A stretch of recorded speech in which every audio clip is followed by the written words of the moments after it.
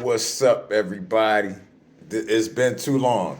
This is my new channel, The Modern Day Prophet, and I'm MDP. I'm going to be MDP on all of my YouTube channels from this day forward.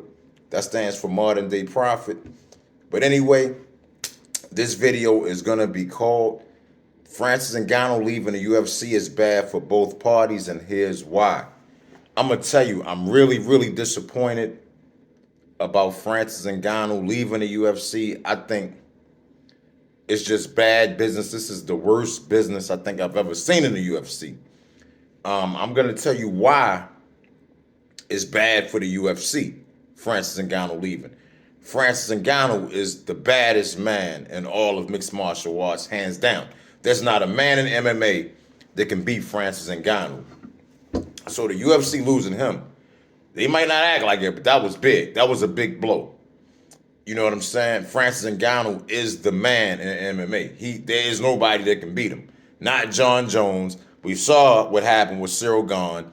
We saw what happened with Stipe Miocic. We saw what happened with Curtis Blades twice. So Francis Ngannou leaving is a big deal. And I'm going to tell you another reason why it's a big deal. Not just because he's the baddest man in all of MMA, but also because if the UFC would have promoted a boxing match with Francis Ngannou as the heavyweight champ, the UFC heavyweight champion, versus boxing's heavyweight champion, Tyson Fury, I feel that would have given MMA a sense of legitimacy that they're not going to be able to get anywhere else. That would have really put them on the map as far as being a legitimate sport.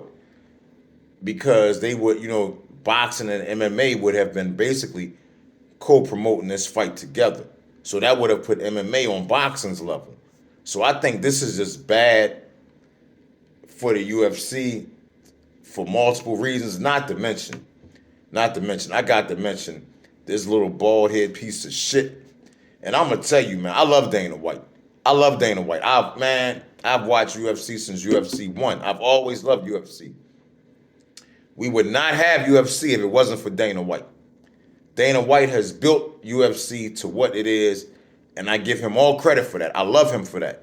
But the way he's acted for the last year, maybe the last 2 years, is indefensible. I can no longer defend this man, and the shit he said about Francis Ngannou leaving the UFC, I felt was just some crudball, scumbag shit. He said that Francis Ngannou is leaving the UFC because he doesn't want to take any more risks. He doesn't want to risk fighting good opponents. He wants to fight lesser opponents for more money. That's what he said about Francis Ngannou. And then he said, no, everything is all good. We cool. No, you're not, man. How you going to stab the man in the back and then say you cool? Okay, Dana White, man, that's a bald-faced fucking lie, and he knows it. You can't be no more dishonest than that. You know what I'm saying? Man, I don't give a fuck about him slapping his wife, to be honest. She slapped him first. Where I come from, you put your hands on somebody, it is what it is. So I'm not even mad at him about that. They both was wrong, in my opinion, with that situation. But I'm thoroughly disgusted about what he said about Francis Ngannou. Because, like I said, that's just a bald-faced fucking lie. Francis Ngannou doesn't want to take a risk. He's beating the whole heavyweight division. He's beating Cyril Gahn. He's beating Curtis Blades. He's beating Stipe Miocic. And I can't remember the other names, but he's beating pretty much everybody that they've ever thrown in front of him, except for the times he lost to Derek Lewis and Stipe the first time. He's beaten everybody since then. Emphatically. Dominated. So for him to say that, I don't know, man. It just really rubbed me the wrong way, man. I just was just some crudball shit to say. And then I'm gonna tell you another way they stuck it to Francis. They saying, okay, he's just a free agent. We're not gonna try to match any offers. Yeah, that's sticking it to Francis too. Because basically what they're saying is they're not gonna set the money too high. Meaning these people can basically offer Francis anything they want, because the UFC is not going to match anything. So that kind of puts Francis at a lower bargaining position. So Now, let me explain to you why this is also a bad move for Francis, him leaving the UFC. Um, let's be real. The only reason Francis is even in this position to fight in boxing at all is because he's a UFC fighter. You know what I'm saying? He didn't go through boxing and come up the ranks. He was a UFC fighter.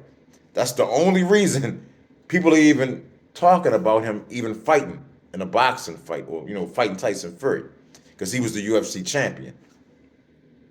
So he's not going to have the UFC behind him anymore.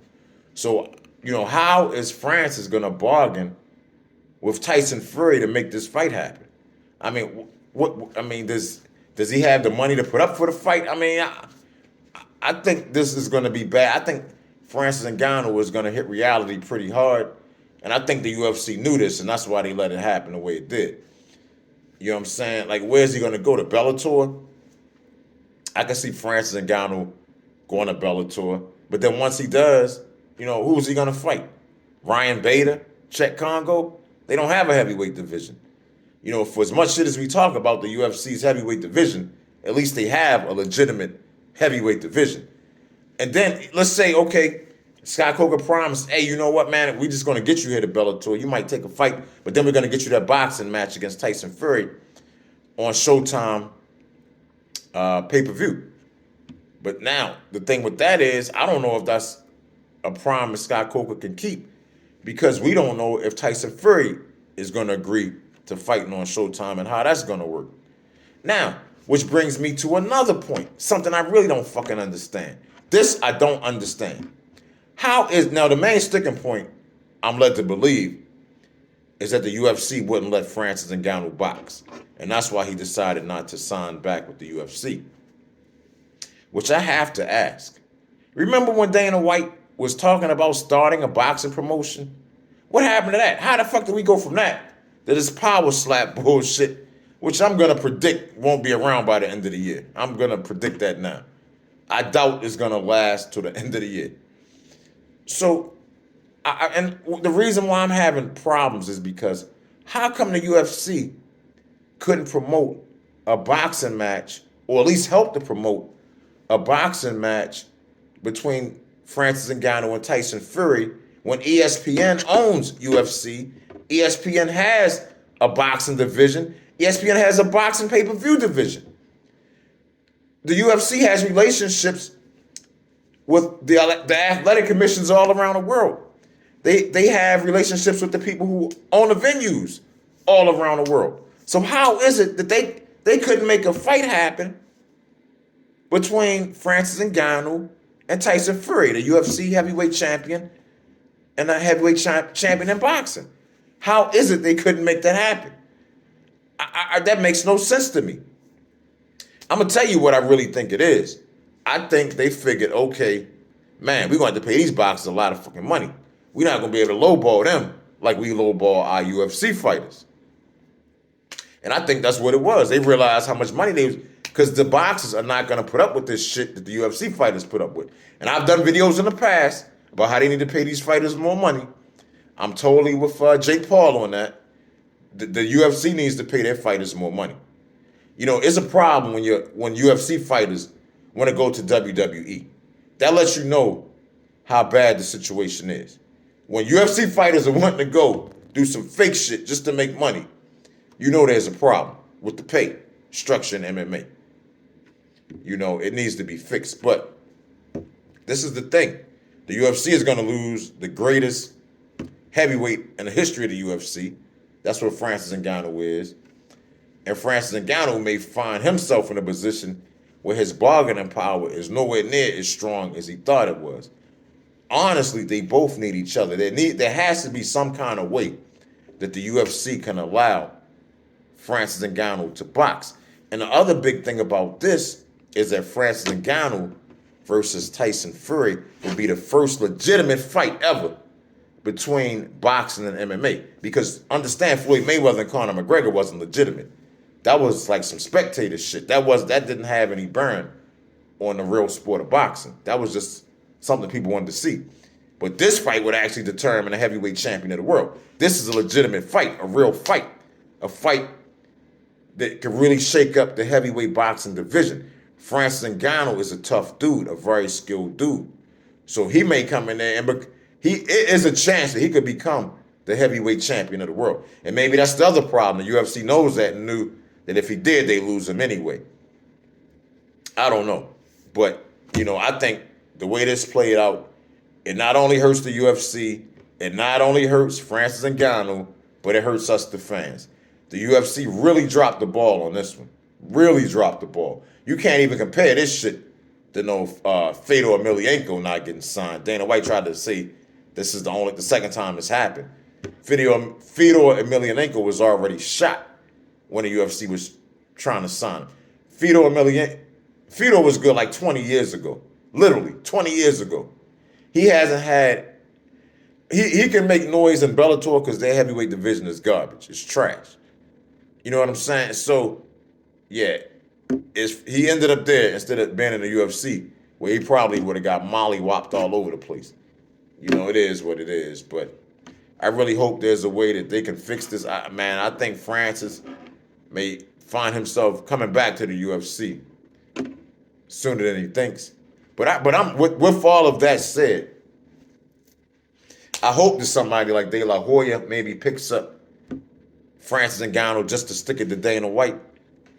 You know what I'm saying? And then maybe, because De La Hoya probably couldn't make that fight happen. I do want to see Francis Ngannou fight Tyson Fury. Actually, I want to see him fight Deontay Wilder even more. I think that's a more winnable fight for him. Tyson Fury is no joke. You're talking the cream of the crop with the heavyweight division, the baddest man in boxing. So I don't know how that might work out for Francis, but I think he definitely has a chance against Deontay Wilder. Anyway, y'all, man, I'm going to go ahead and stop it here. That's how I feel. I felt the need to really speak on this situation because it's really just been, I don't know, man. It's really pissed me off. I'm disgusted that the UFC couldn't sign Francis Ngannou back. That just really makes no sense. And I really think it's time for Dana White maybe to take a few months off. I really think that the alcohol, the coke, I think he burnt out, man. He's been doing this nonstop for 30 years almost. Everybody needs a break at some point. I really believe Dana White needs to take a break, take a step back, let somebody else run it for 3 to 6 months, then come back fresh and start over. Anyway, y'all, please like the video. I would really appreciate it. Please leave your thoughts, comments. What do you think? I would love to know that as well. And please share the video. Other than that, y'all, I love y'all. Thank you for watching. This is MDP. Peace.